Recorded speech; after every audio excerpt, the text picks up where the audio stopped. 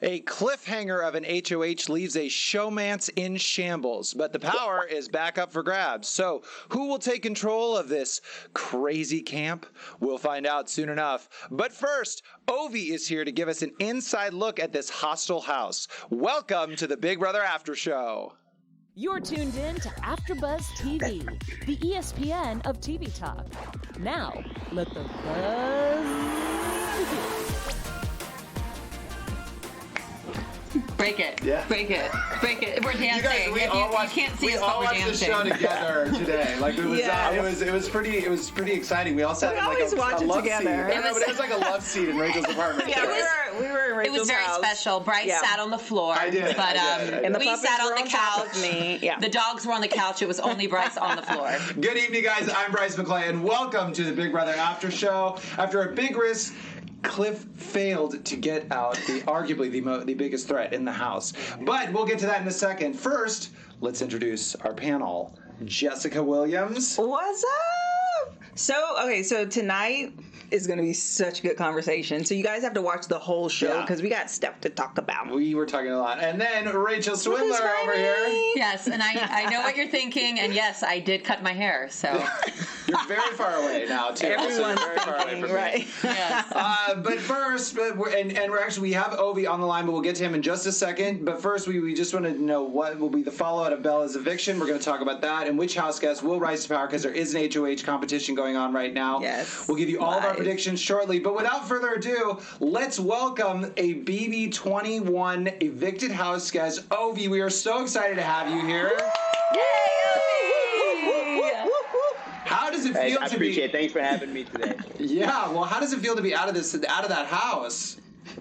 Yeah, I mean, it's a I won't even say it's a bittersweet feeling because I wanted to stay in the house. I wanted to compete. And I was really hoping to come back into that house and actually be a player and keep on. But, you got to go with the cookie crumbles and life throws you lemons, so you got to make lemonade. So I'm outside of the house, but I've gotten so much support and love. And so it's been much easier than I thought it would be to transition back into the real world. Oh, that's great. Yeah. That's fantastic. Yeah, that must be nice. Rachel may have had a different experience. Well, I want to ask you, though. Obviously, you're caught up with what's been happening. So I wanted to know. Let's talk about Bella's eviction. Do you think that at the past week after you've been out of the house, do you think that the house made the right move tonight, or what are your thoughts on this? Man, it's first I'll say it's tough when you're in the house because you kind of have a tunnel vision and you only see your perspective. I think a lot of viewers know that from just watching my game and like screaming at the TV and like, Ovi, what are you doing? So it's hard to say what's your best decision when you're really in the game. But from the outside perspective, I think it hurt them actually. A lot of the people outside of the six shooters, and so the quote unquote the outsiders. It's tough for them because Bella was a number potentially for them. So for Cliff, hindsight might be 2020. It might be better for him right now just because it might have saved him 2 weeks ahead. But what's going to happen after that? You don't have any soldiers on your side. So. It would have been awesome to see a shot be taken at Mickey or Jack, and I'm sad neither of them are going home tonight, and it is Bella instead. Yeah. Well, first off, can I just say that we are live in our live chat, and everyone is so excited that you are on. John Ham, he's like, oh my gosh, my hero is here tonight. Brianna, she said, oh my God, I love watching you so much, and I miss you on the show already. People are like, yes. So you have full-on fans that are watching right now. That's really sweet. That's really sweet. So my question for you is, there was something about you still being in the house and not being able to play that was an advantage because your game wasn't so much at risk. So why not? What was the tactic or the theory behind stirring up the pot a little bit and causing drama since you were kind of untouchable?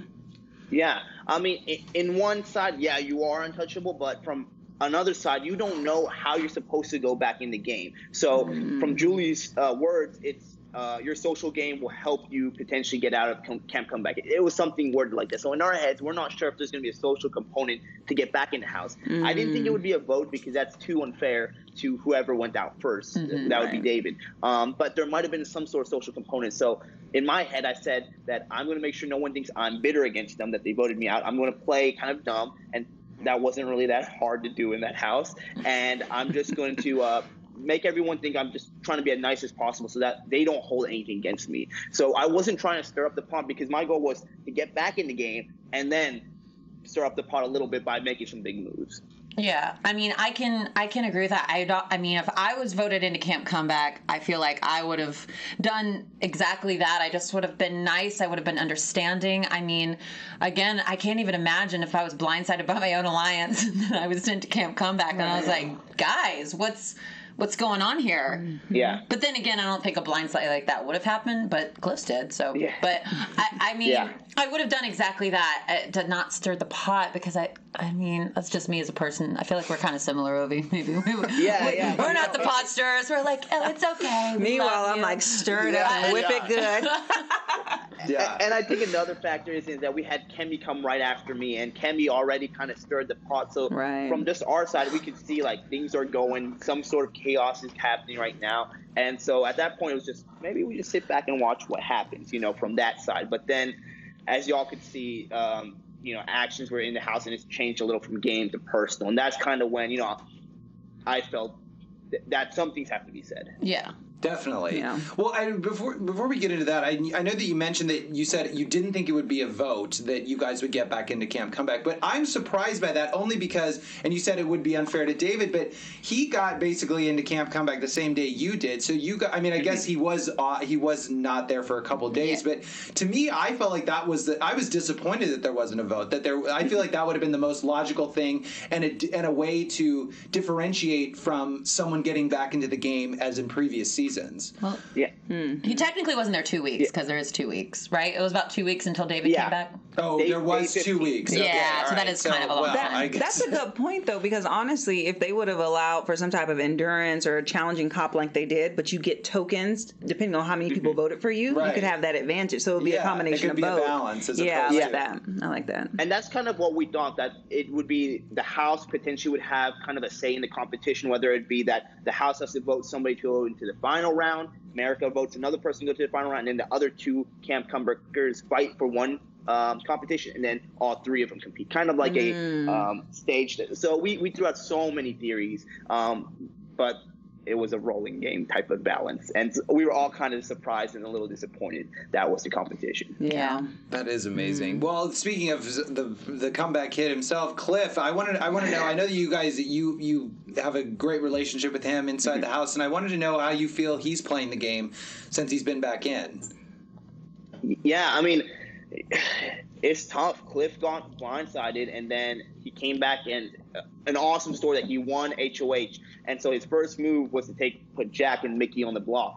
And then after conversations happened, he got swayed a little bit. I really do wish, if I was in the theater, I would have tried to, right now I can say that. Who knows what I would have done. But I'd like to think that I would have told Cliff that, hey, we need to actually, instead of putting Bella up, because I wasn't the biggest fan of Bella at that time either, but we realized kind of the power structure, how it was getting set, especially David saw that really clearly. Yes. So he talked more about it with me too, and we discussed that. But we knew that if you want Jack to go home, we need to put Tommy or Christy next to him because they probably won't get voted out, and we need to ensure that Jack goes home. So it was a strong move putting Jackson next to him, but then when he goes down, you need to replace it with somebody else. So I was really happy for him, but at the same time, I was like, ugh, Cliff. Yeah. You need to put the dagger in. You need to put the dagger in. Yeah, finish what you started. Well, that's what you said, Rachel. You said that or you were going to ask Ovi if he thought he would, if you would be able to talk him out. That was my one question that I was gonna be for you, is what you would have done in the house to, would you have gone after someone else from the Six Shooters, or would you have been on the safer side and get Bella out? But I mean, you just gave us your answer basically. Yeah, I mean, Bella and Nick didn't have much love for me in the house from the beginning, I believe. And so even though it would have felt some way to put them up, it wouldn't have been a smart game move at my point, because I need to figure out a way to kind of take the outsiders and this power of 6 right here and take a shot at them. So I probably would have leaned towards putting Jack and Tommy up there instead of Jack and Jackson or Jack and Christy. And then you could at least flush the power that Christy had. Yeah, that's what I thought. And so I wish even if he put Bella up there, he would have tried to flush Christy's power, because now she has another week to use that. Well, no, sorry. No, keep going. Sorry, I don't mean to keep going on. No, you're fine. We like to hear it. We want to hear from you. Yeah, not me. No one wants to talk to us. Yeah, I was so last year. Go ahead. No, y'all are great. No, I was never, so just keep going. Yeah, I just think, Bella could have been a target for down the line, too. And from Cliff's side, too, he's trying to buy himself safety at least 2 weeks. But then after that, he has to go on a tear to be able to go back and forth with an HOH. And I don't know how the competition is going right now, but what I saw, it wasn't one of the outsiders who potentially will win this HOH. So I'm always curious, just because it's so fascinating as a viewer. We see everything that happens, right? We see what you say, we see what your other people promise you, and then what's really said in the DR. So going back, it was such a cringe moment when, you thought that you were a part of this alliance, and Christy's like, oh my God, you're safe. And you're like, yes, this is amazing. And then they totally screw you over. So going back and watching it, how did that make you feel, seeing what was really going down, and what would you have done differently, if anything?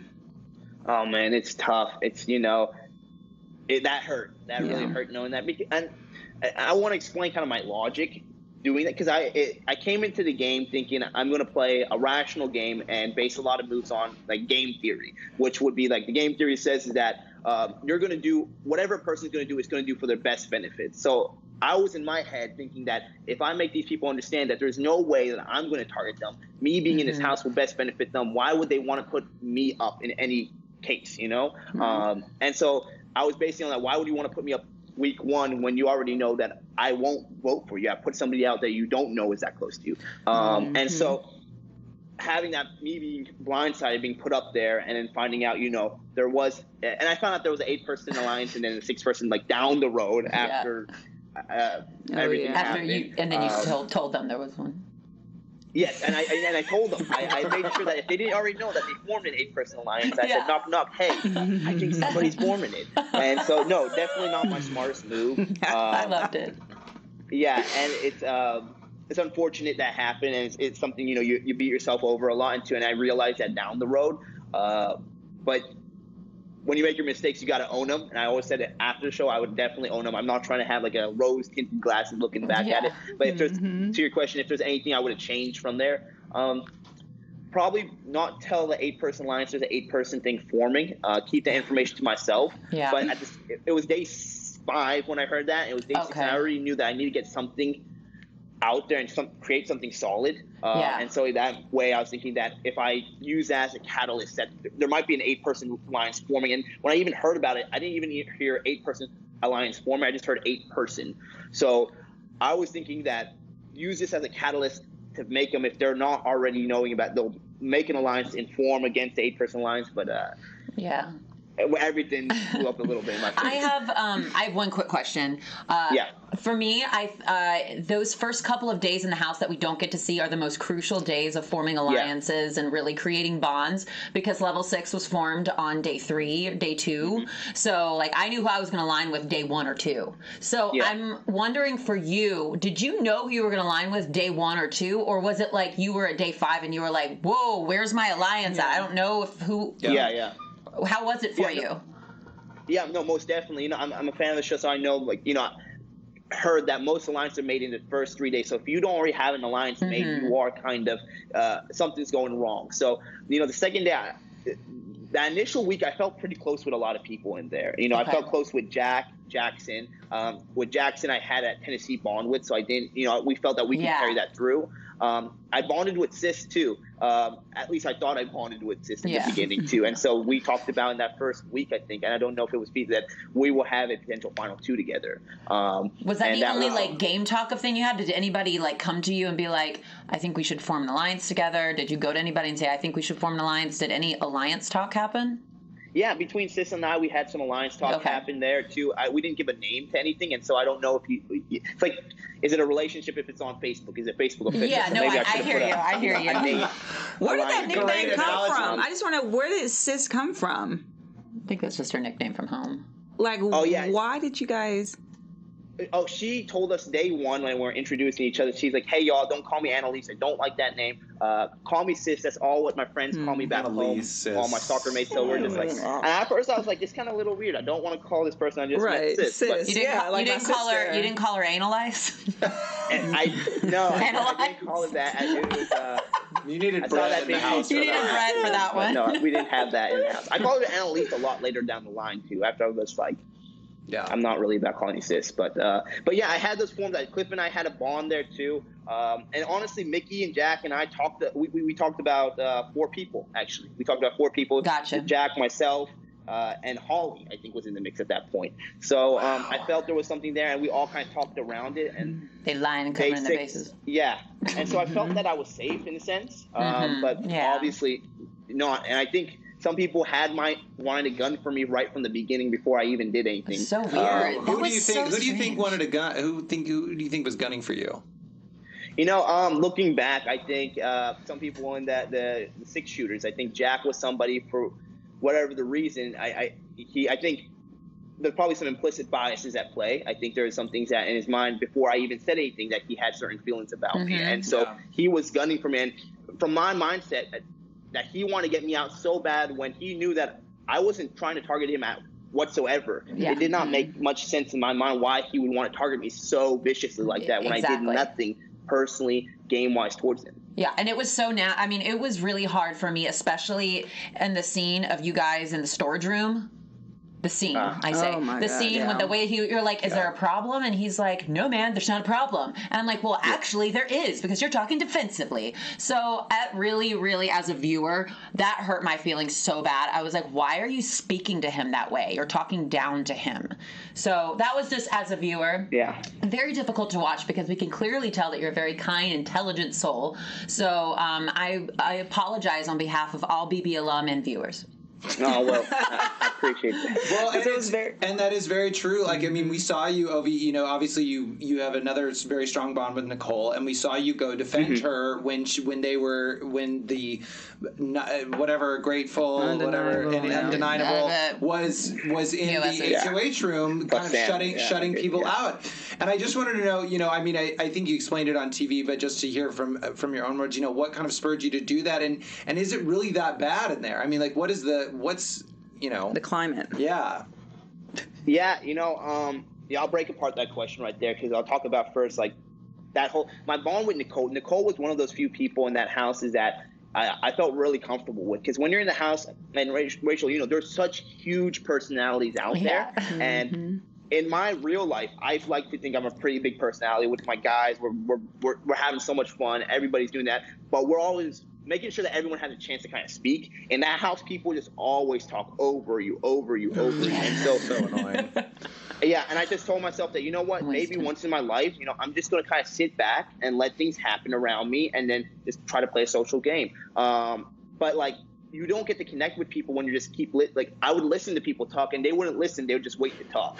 But Nicole was very different about that. We talked about, our past, and she talked about how she's advocated for people with disability, things like that I have some sort of experience with, and we just connected. And shout out to all the teachers out there, because that is such a thankless job out there that deserves so much more things than it gets, and Nicole does that. And so I was just saying, you are an incredible woman, and we just connected on there, and then it was easy. So within that house, you could see the isolation start to form, the ostracization happen to the camp comebackers. Yeah. And I've experienced things like that in my life. In the real life, you can walk away from it and you say nothing. You're like, I'm not about it. You're not going to treat me like that. But in the Big Brother house, it's a little different because your social game, and especially being camp comeback, might be dependent on these other people. So you don't want to upset anybody. So I've taken a lot in my life, and it's fine. I was like, I'm in this Big Brother house. I can take what I need, whatever they throw at me, and I'm just going to trug along. I'm going to get back in this game, and they're going to regret it because I'm going to try to get them out. But it crossed the line when you start coming at my friends and you start trying to isolate them for absolutely no reason. Especially, it was Nicole, who they might have viewed as a small, shyer person, so they could pick on them. If it was anybody else, they probably would not have acted like that. And so that kind of just grinded my gears. And I always told myself, they always ask you, what is the thing that upsets you about the most? What's your pet peeve? And my thing was always say, if someone's being disrespectful to somebody else, I'm going to call it out. And so in that moment, I was just like, I'm seeing everybody near me and they're looking so like upset, sad. And I'm upset about this moment. And I've always said, like, I'm just going to keep my head down, just keep going forward. But at that moment, I was just like, if I don't say something now, when am I ever going to? So it's there's certain values you got to hold, I think, especially outside and inside the house. And I wasn't going to let people treat Nicole, Jessica, Cliff, and the other people like that. Yep, let's give you a nice round of applause right there. That's really admirable. Because we were all rooting for you. We were all rooting for you. We were out here. We were like, yes. And I would hope I would have done the same thing if I was in the house. In fact, I would have. So thank you. Exactly. No, so this is a good crossover to just another topic that's so big in our country and in the Big Brother house, which is race relations. And, you know, it was a lot of chatter, especially in the first few weeks, about the people that were targeted head on. And there are certain dynamics to this show. I've watched every season, and I, being a person of color, a woman of color, I see the changes in how people of color are targeted early on. And so we see it as the viewers. So I want to know, being in the house and being in the climate of the house and the atmosphere, did you feel targeted, and for those purposes in particular? Yeah, I mean, I think you as a person of color, you can attest to this too. A lot of times you want to think actions taken against you aren't because of rooted in prejudice, racism, bigotry, but it's just because of a game move. And that's what you want to think, because you want to think it's 2019. Why would people act like this, especially on national television when everybody can see? Why would anybody be dumb enough to do that? But you start seeing trends happen within the house, and you start noticing a pattern, and you'd be dumb enough to keep saying that it's just it has nothing to do with prejudice or initial implicit biases. And then, you know, there was a conversation that David and I had, and we were looking at, I think we were in the kitchen, and we were looking at the memory wall, and it was just kind of like a bit of sadness. We're saying like, wow, there's definitely a pattern there. And he's like, yep. And I think he said, it's looking pretty colorful. Yeah. And I said, yeah, this is really sad. And I said, we're different. David, we've always been different than people, and that's no different. That doesn't change in this house. But it's sad that, you know, that people are targeting us because of our differences. And so you definitely see there's certain actions like in the beginning too, and it makes much more sense. Like when I was looking at day 26, 27, looking back at the days, why would somebody target other people in the house over others when they'd be better for their game? Right. There had to be some sort of biases in play. And especially when Jack went after Kimmy, like that whole thing was like, but why? Yeah. Or even Jackson aside from that, even Jackson going out, it's just bullying. It's just, I mean, like even Jackson going after Nicole when he threw in the vote and then wanted to pin it on her for what? Yeah. Like why? She's not a threat to him at all, like physically, mentally, and the same thing with Jack and Kemi. It's like, it's ridiculous. Yeah. No, the treatment, and now we see a lot of things said behind closed doors, and those are disgusting. That none of that behavior should ever be condoned. Like that, the things they've said about David, they've said about Kemi, and even myself too. But like, you don't say those type of things, especially in this day and age. We've come so far, and for you to even say those things at all reverts us back and shows us that we have a lot more to do. But what you said, that Big Brother can be a reflection of our country, I think that's true a lot too. We see a lot of race tensions right now in the real world, where we're walking, we're in our streets. A lot of communities of color don't feel safe walking around. And you see that almost reflected in the Big Brother house, in a sense that at one point that the only place that we felt like we could belong was in Camp Comeback. That's so sad. That gave me chills. That just gave me chills too. Yeah, that's. And I just personally want to say, because then for me, playing the game last year, and then having something that I said blow up, and then being attacked on Twitter and repeatedly, and that definitely affected me.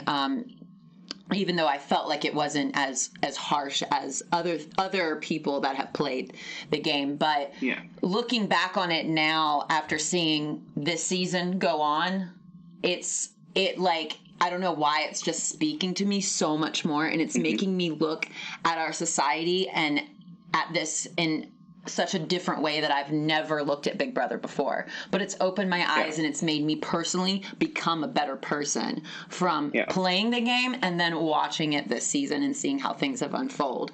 And it does feel like it is a bit of a reflection of society, and it makes me feel like I've grown as a person and I've learned and I've gained a lot more. So that's good. I think that's awesome. That's one positive thing I can take away and everybody can take away. So growth in 2019. Well, absolutely. And Big Brother, Big Brother has always been kind of this micro world of itself, and that's why it's the greatest social experiment. I think that's why people watch it every year, all the time, because it is a reflection of who we are. We have a convergence of people that are from different backgrounds, different walks of life, different ways of being raised, and they come into this house and they're forced to live and not go anywhere. So I think it is. I think what everyone has said here is it's just amazing that it is a reflection of who we are, and whether for better or for worse. Learning lessons and an eye opener. And I'll say two quick things. I don't want to keep going on, but the one thing I want to say is that we're given such an amazing platform to be on the Big Brother show, and we can't just be bystanders within the house too. I think it's really important. We have to be active bystanders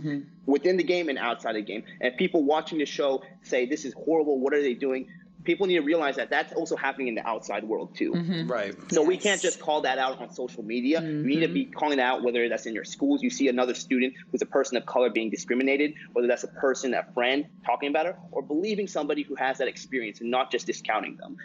So I think a big important thing is that when you watch the show, it can be a learning experience for a lot of people. When you say, like, how could that happen? Well, that's probably happening to people around you too. It is. And it is happening. 100%. It is, yeah. Absolutely. Love that. Just be active bystanders. I think that's really important. Well, I mean, before we let you go, let's say on the little lighter side of things, like who do you think the next target is going to be, or who should be the next target? Aside, maybe, well, go ahead, you answer. I don't need to give any parameters. Oh man, the next target. I mean, it depends who wins the HOH right now. I'm assuming they're going to. Well, who do you want to win then? Who do I? I'm just throwing them out there. Good. I would have loved Nicole to bring this one out, but I don't think she I think before they even cut off the whole thing, she fell. Right. Sorry. Sam and Nick, I don't know if they're still in there. I don't think they are, so I don't think they have a chance, but it would have been good to have Sam win the HOH.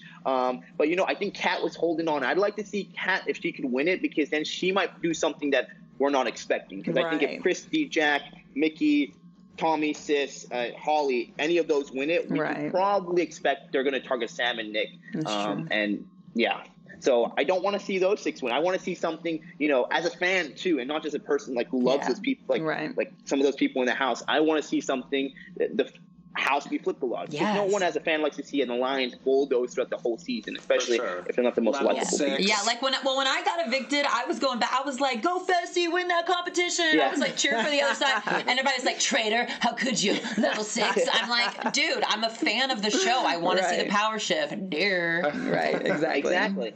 Okay, and also, Ovi, I did put a little poll on Instagram. They had some fan questions, so I just wanted to do that, and so I could shout a couple of those out. So they're just kind of random. I'm going to pick. So this one is from Heather22. Okay. Do you wish you could have been on a prior season of Big Brother? And if so, which season are you, or are you happy with the season you were on? That's a good question. Right now, I'd probably say I wish I could be on a prior season of Big Brother other than season 21.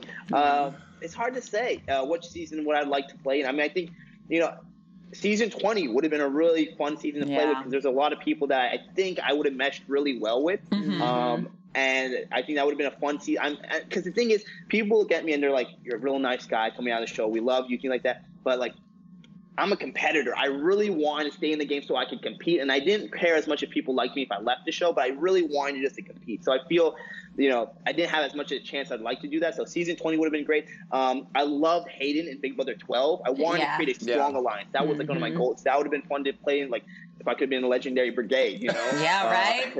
But those are just some seasons that I think I would really like to play. I got to meet a lot of the Big Brother 20 people and, like yourself and everything. So it's been fun. So, I would like to play last season.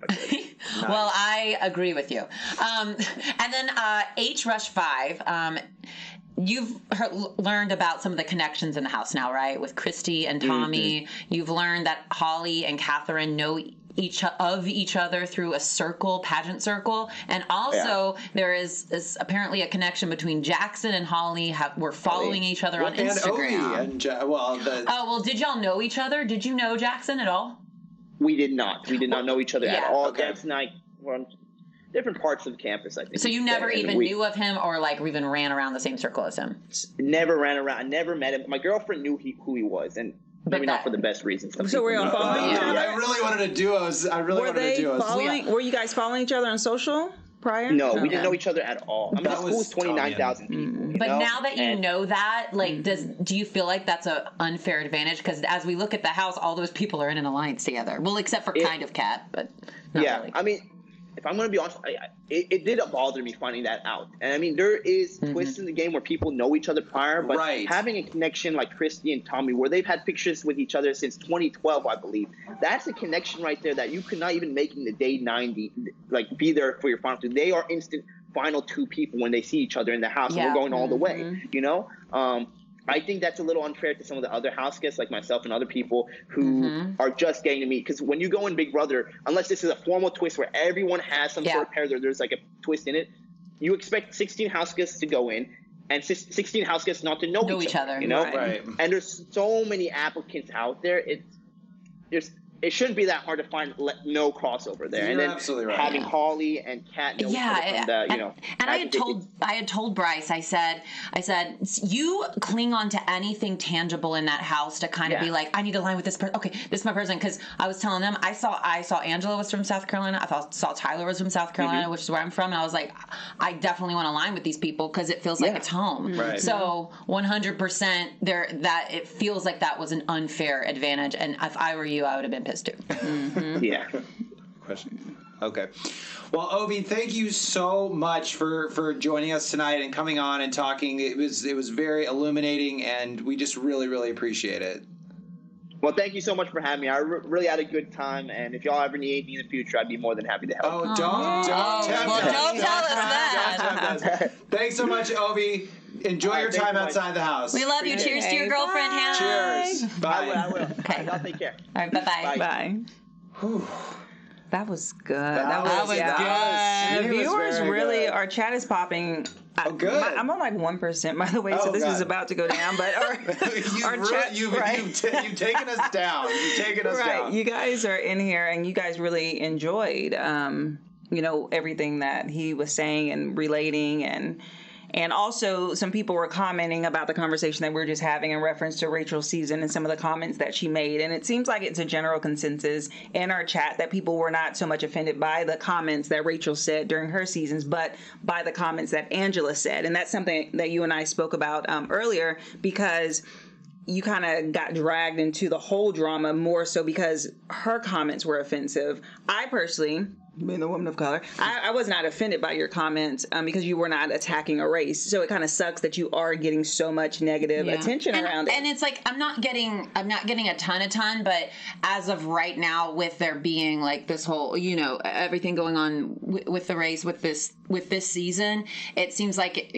people are coming out from the woodworks and it's like attack, and it's just. And I want to touch base on Jeff Schroeder's thing real quick, just so we can touch on that. Jeff Schroeder did put out a video with Daily Blast Live. He wanted to comment on the current BB21 situation, and he said that on Twitter that he had grown a lot as a person since his time 10 years ago on Big Brother, and he tries to learn from all of his mistakes to become a better father, husband, host, and friend, but he's not perfect. And he says, if I offended anybody, I'm sorry. And here's my take. And then he goes into his take on the controversy, which he stated, which I agree with, that in that house, we're not condoning the type of people we're not condoning their behavior. We're not saying that it's right. We're not saying it's right what Jack has said. We're not saying it's right what Nick has said or Jackson has said. We're not saying it's right. But do we burn them at the stake? Do we condone them? No. But we support them into being better people and better members of society. That is the one way that we can all band together instead of banding together in hate. Hold them accountable, but hold them accountable in a way that they're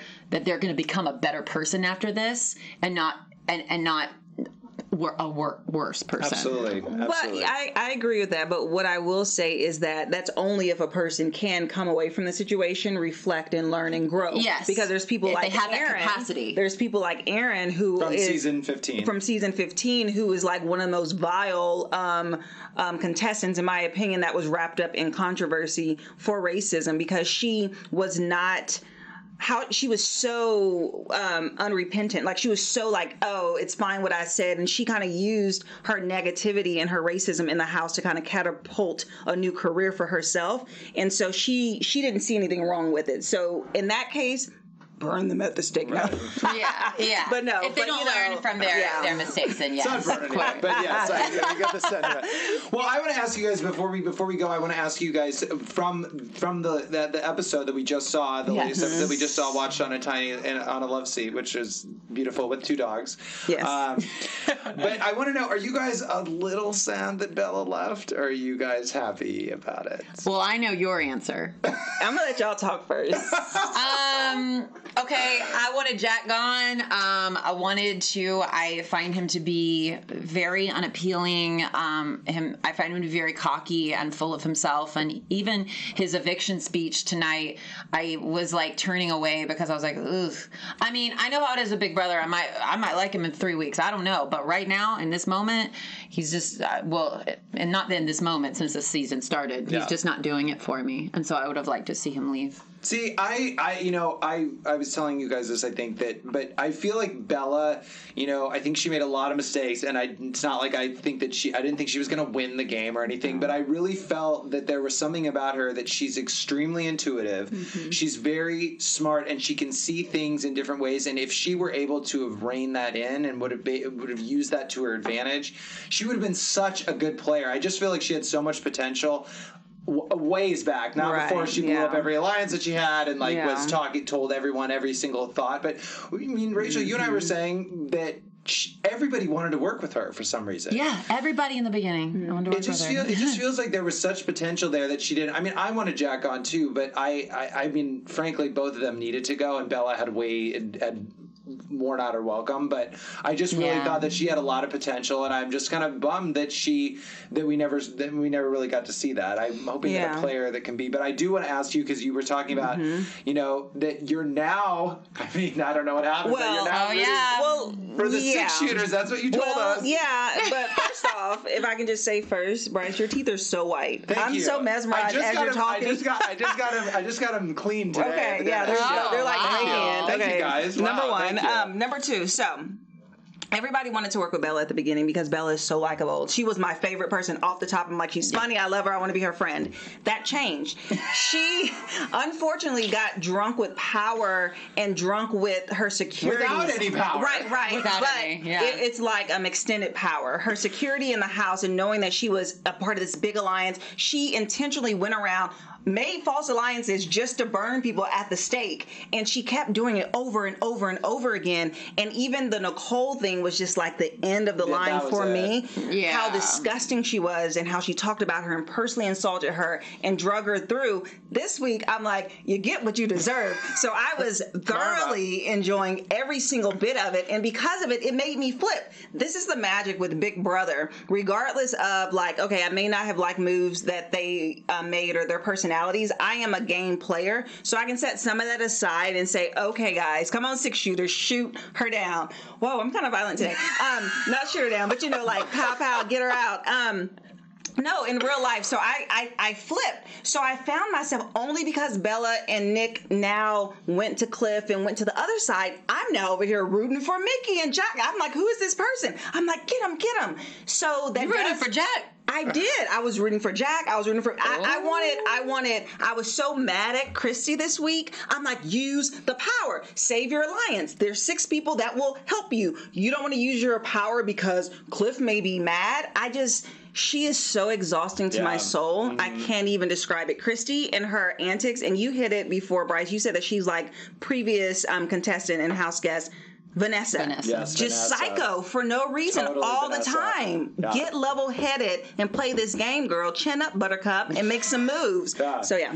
No, but I think what you said was great. Is that that is the magic of Big Brother, that you can. It's like almost like Game of Thrones. You shift the focus and you shift who you're rooting for, even if these people have been dastardly or vile before. Yeah. And I will say, because I want to just touch real quick on Cliff. Cliff made some pretty poignant Cliff notes tonight about why he went why he did what he did. And I got to tell you, I was over here sitting, I'm like, Cliff done made the dumbest move of his life. And then I was sitting there and I was like, well, actually. Yeah. I mean, that kind of makes sense. Yeah. So I'm curious to see. I am so excited to see how far Cliff can go. Because maybe those showmances might break up. Yeah, maybe. They did. Yeah. I hope for Cliff's sake they do. Well, who do you think's who's going to be the target this week? Nick should be? Nick and Sam. Mm-hmm. Nick and Sam. Yep. Nick and Sam. But if Kat wins HOH, I don't. If Kat wins HOH, I don't know what. They're I gonna still get think, her. They're gonna get her she's to so do the close dirty to work. Holly, yeah. But I can't see her putting up. I can't see Kat putting up like Nicole and she maybe put up. She just goes crazy. I don't know what the heck Yeah. Kat will do, but I'm here for it. To be honest with you. Kat puts I up feel like Jack Kat- and Mickey. That'd Kat- be amazing. Oh my God! She What if wouldn't, Kat put not up Jack Mickey. and Mickey? She Incredible. wouldn't. I nominate Mickey. Yeah. What was that? so She goes, random. I vote to evict Mickey. Right. Julie's like, excuse me? Looking at this roster, nobody by that name here, Yeah. honey. That was funny. Oh my gosh. Well, final thoughts, you guys? We've taken up a whole I show. hope Kat won HOH. Yeah, I Puts up agree. Mickey. That would be good. Or I kind of want one of these girls that's kind of been standing behind the men. I want for them to like be not exposed, but like I can Holly find that or one. somebody. You said Holly. I like I that want idea. Holly to win just to see what she does, if anything different. Like switch it up a bit. But I'm not gonna lie. I'm kind of like put up Nick and Sam and get Nick out now because I did not enjoy how he was so against Kimmy in the way that he was. So I do have some I flipped guys. I know who it's between. Oh. Oh, no spoilers. Oh, yeah, no spoilers. you don't like- for the I viewers. I will tell you. Yeah. For the viewers. You guys, that's it for us. Tune in next Thursday for another after show following a live eviction. And if you want even more Big Brother 21 coverage, be sure to check out Big Brother Small World with JC every Tuesday night right here on AfterBuzz TV. I think it's at 7. But thank you so much to Ovi. That was such an awesome Yes, interview. we love you, Ovi. Really, really appreciate that. Thank you so much for coming. Come back anytime you ever want. But until next time, I'm Bryce McLeay. You can follow me on Instagram and Twitter at Bryce Advice. And I'm Jessica Williams. You can find me on Twitter at Miss Jessica WW and on Instagram at Miss Jessica Williams. And we do read your comments underneath the YouTube videos, so please like and subscribe. Because we are the ESPN of Talk TV. And I'm Rachel Swindler, and you can follow me on @RachelSwindler on Instagram or @RachieSwin on Twitter. Yeah. Thanks, guys, from outside the Big Brother house and inside AfterBuzz Studios. Good night. Good night. Our founder, Kevin Undergaro, and me, Maria Menounos, would like to thank you for tuning in to AfterBuzz TV. Remember, we're not just the first, we're the biggest in the world, and we're the only destination for all your favorite TV shows. Whatever you crave, we've got it. So go to AfterBuzzTV.com and check out our lineup. Buzz you later. The views expressed herein are those of the hosts only and do not necessarily reflect the views of AfterBuzz TV or its owners or principals.